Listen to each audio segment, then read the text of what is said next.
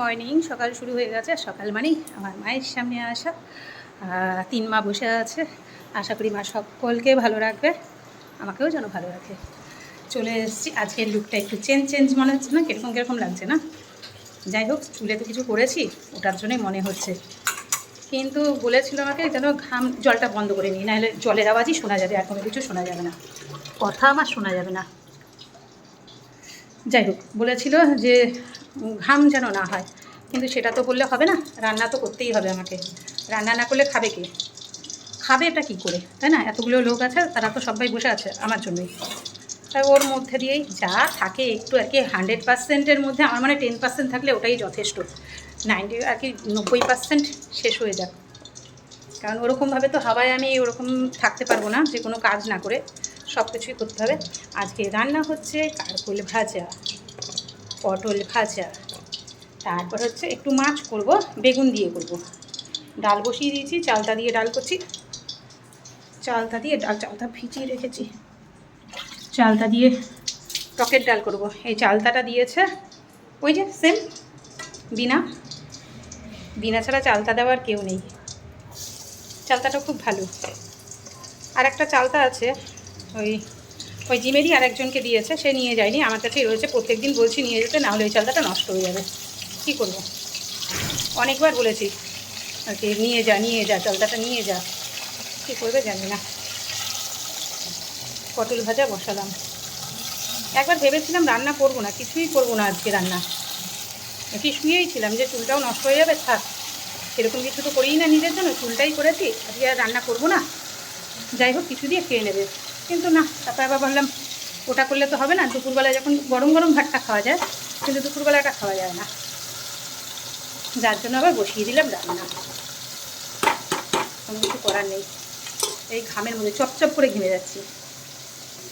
আগুনের সামনে না, আমার এই ঘরে আর কি, যেহেতু চিমনিটা খারাপ হয়ে গেছে, এই যে চিমনির জায়গা ফাঁকা রয়েছে, আরও গরমটা লাগে, প্রচণ্ড গরম লাগে। এই পাশে পাখা চালিয়ে নিয়েছি, এই যে একটু মাঝে মাঝে আসছি, একটু হাওয়া খাচ্ছি, একটু মুছছি মুখ, আর কিছু না। কী করবো আর, এরকম করেই করছি। পুরো এই যে চুলমুল বেরিয়ে যাচ্ছে আমার, কিন্তু কিছু করার নেই। কত কাঁচাও আমার অপেক্ষা করছে। আজকে তো কাচতে পারবো না, এই যে এতগুলো কাঁচা দিয়ে রেখেছে, কী করে কাচবো এখন? কাচবোটা কী করে? মাঝে মাঝে ভালো লাগে না, কেন জানো চাই না, কিছুই ভালো লাগে না। কেন নিজেও বলতে পারবো না কেন ভালো লাগে না, ভালো লাগে না অনেক কিছু। কী বলবো, কালকে আমার এক বান্ধবী বোঝাচ্ছিল, আরে তুমি চেঞ্জ হও, ঠিক আছে, তুমি সবাইকে ওরকম ভেবো না। এবার আমার না অনেক কিছুই, কী বলবো, আমি যে এরকম, আমি এই যে এরকম, আমি এইটাই এরকম। অন্তত কেউ না চিনুক, আমি বলছি কেউ না চিনুক আমাকে, আমার ভাইয়ের বউ আমাকে চেনে, ঠিক আছে?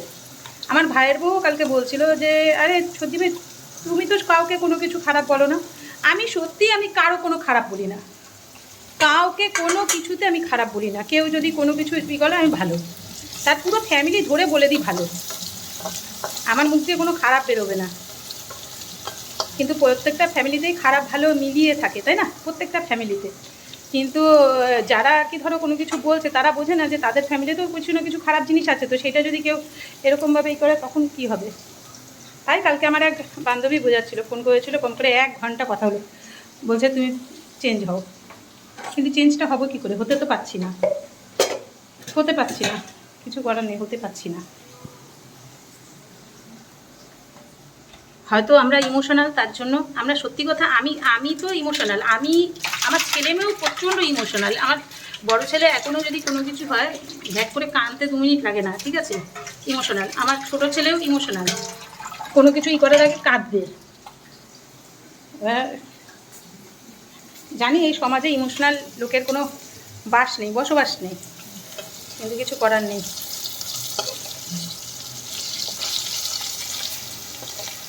আজকে সেরকম তার জন্য কিছু রান্না করবো না, আমি মাছটাই করবো, আর ভাজা আর ডাল, আর কিছু করবো না। এই করতেই ঘেমে যাচ্ছি। ঠাকুরের বাসন মেজে এসেছি, ঠাকুর পুজো দিতে হবে আবার। আপনাদের কি পুজোর সব কেনাকাটা হয়ে গেছে শুরু?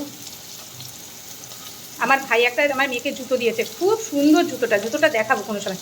কালকে নিয়ে এসেছিলো কি আমার মেয়ে দেখাতে, যখনই এসছে সঙ্গে সঙ্গে দেখাতে নিয়ে এসছে, কিন্তু তখন আর ভিডিও করা হয়নি। আমি বলবো খুব সুন্দর হয়েছে জুতোটা। ও প্রতি বছরই ও আর কি, ও তো বলে ও 3 মেয়ে, ও 3 মেয়ে বলে নিয়ে যায়, ও 2 মেয়ে আর আমার মেয়ে, 3 মেয়েকে নিয়ে চলে যাবে, কিনে নিয়ে আসবে। তা তখন আমার মেয়ের ওখানে পছন্দ হয়নি, যার জন্য ও অনলাইন থেকে নিয়েছে। ভালো হয়েছে জুতোটা, আমার মেয়ের আস্তে আস্তে পছন্দ দেখি খুলছে, ভালো হচ্ছে। আর একটা জিনিস না আমি অর্ডার করেছি, জানি না কীরকম হবে আর কি, পরে দামটাও বলবো, দামটা শুনে না হাসবেন, আপনারা হাসবেন, তাই না? ভালো হবে খারাপ হবে আগে আসুক তারপর বলবো, তাই না? কিন্তু খুব আমি মানে এখানেই স্নান হয়ে যাচ্ছে, এই যে পুরো ভিজে যাচ্ছে, পুরো ভিজে যাচ্ছে চুল চুল। এখনও কত রান্না, ঘাম টপ করে পড়ছে, টপ করে ঘাম পড়ছে। কালকে রাতেও কিছু করিনি, কালকে রাতে সিদ্ধ ভাত করেছি, কারণ এসে আবার কী করে করব, কতগুলো ভাত নষ্ট হয়ে গেছে কালকে। আমি যেহেতু আর বেরোইনি, ওদের খেতে দিয়ে আমি আর কি শুয়ে পড়েছি, সকালবেলা উঠেছি, ভোরবেলা উঠেছি। ছোটো ছেলেটা আর কি করেছে, ভাতটা দিকে নষ্ট হয়ে গেছে, ওটা জল দিয়ে খেয়ে নেবো আজকে, ফেলবো না, নষ্ট করবো না, জল ঢেলে একটু ভাজা দিয়ে খেয়ে নেবো, ভাতটা নষ্ট করতে কষ্ট লাগে। ও ভুলে গেছে, ও আর ঢাকেও নি, ফ্রিজেও ঢোকায়নি। আর আমি কালকে উঠিনি, যদি উঠতাম তাহলে রেখে দিতে পারতাম, ও অনেক লাস্টে খেয়েছে, এই কারণেই নষ্ট হয়ে গেলো ভাতটা। আজকে বকেছি, এই কারণে ছেড়ে দিইনি, আচ্ছা মতো দিয়েছি, যে একদিন দিলে পরের দিন খেয়াল রাখবে। যাকে আমি আজকে রান্না করে নিই, হ্যাঁ আর কথা বলতে পারছি না, পুরো ভিজে যাচ্ছি ঘামে আমি।